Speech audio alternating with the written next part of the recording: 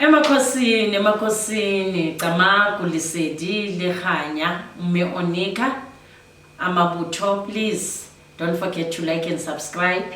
Mme Onika uzokhuluma ngokubanga kwabantu abadala. Uma uqala nje nca ukuyibona i-channel yami, ngicela uscroll down uyobukela welcome la ekhaya lokuphila.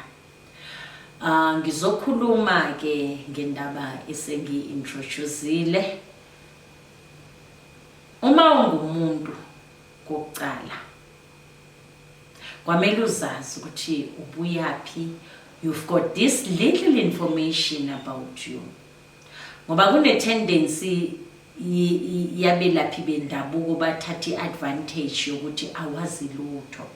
Ngaloko, desperate as you are, you will agree with everything. Ukubangwa abantu abadala, it's a problem entweni zikamoya.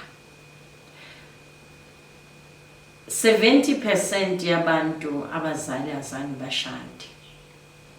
Ukhula nje kuthiwa uyabangwa. Umbango lo, not everyone uzolungisa ngokufana. Ama situations awafani. Abanye bayashweleza.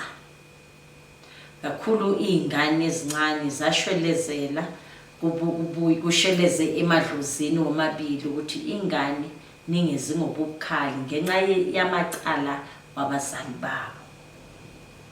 Ngalo lengane ingane esicela ukuthi nigcine lokugula okuhlezi bokumphatha ngoba yes kuyaba nesigulo umbango esenzayo. So ukubangwa abantu abadala, it's a big problem. It's a big problem entweni zikamoya. Angazi ukuthi sekuyinjwayelo futhi kubathandazeli nezinyanga ukuthi kuloku khulunywa into eyi-1 kuthiwe kuthenga imbuzi. Ngaleso sikhathi awunambuzi, already sombulele lowo muntu loyo. Ngoba uyozitshela nje ukuthi empilweni yakhe kuyolungisa imbuzi. Ayisebenzi kanjalo. There's always a plan B. Ama situations awafani and not always kuzofuneka imbuzi.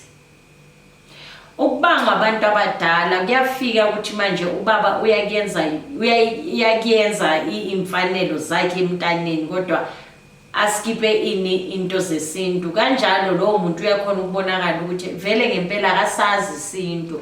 Bathi uzobulawa yinto oyaziyo ongayazi ngeke ikubulale.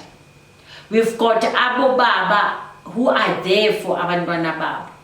But now bahlulwa yini into yesintu ukuthi thina siyazi nanoma singathi siyayenza.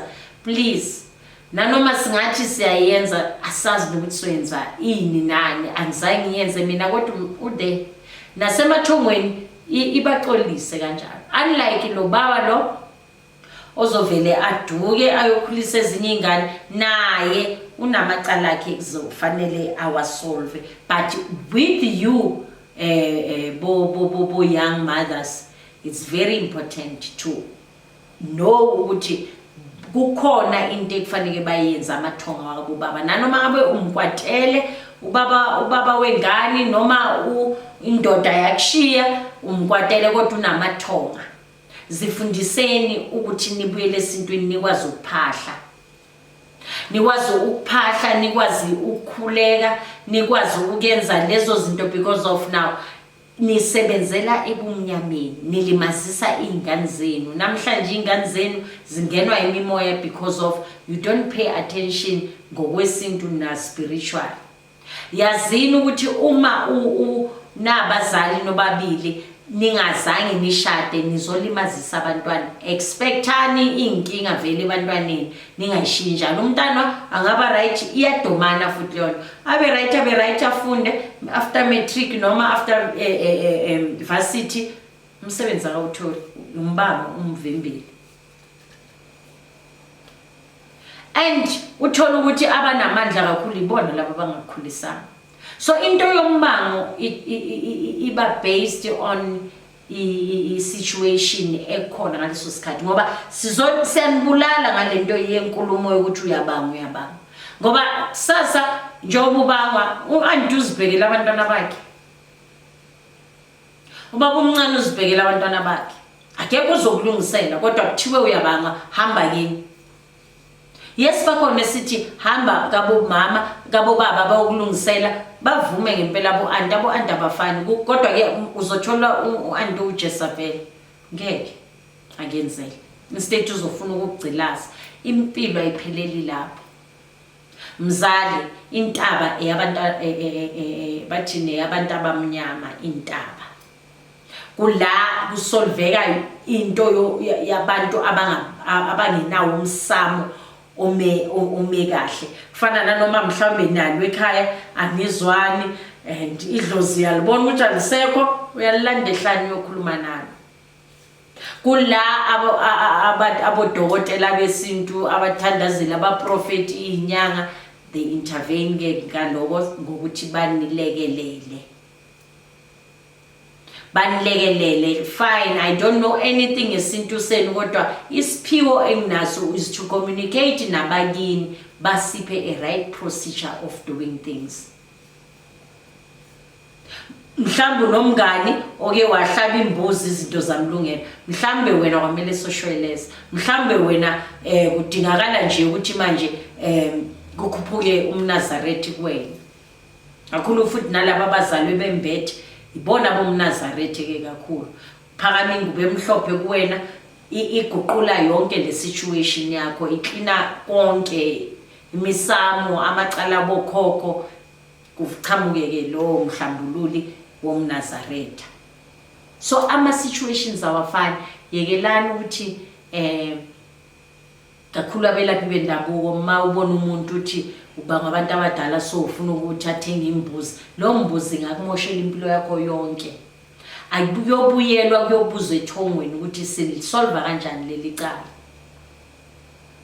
Ngoba ukubanga abantu abadala yiyo ekhona edumile, abantu balungisa about that, kodwa not everything izolungiswa ngokufana.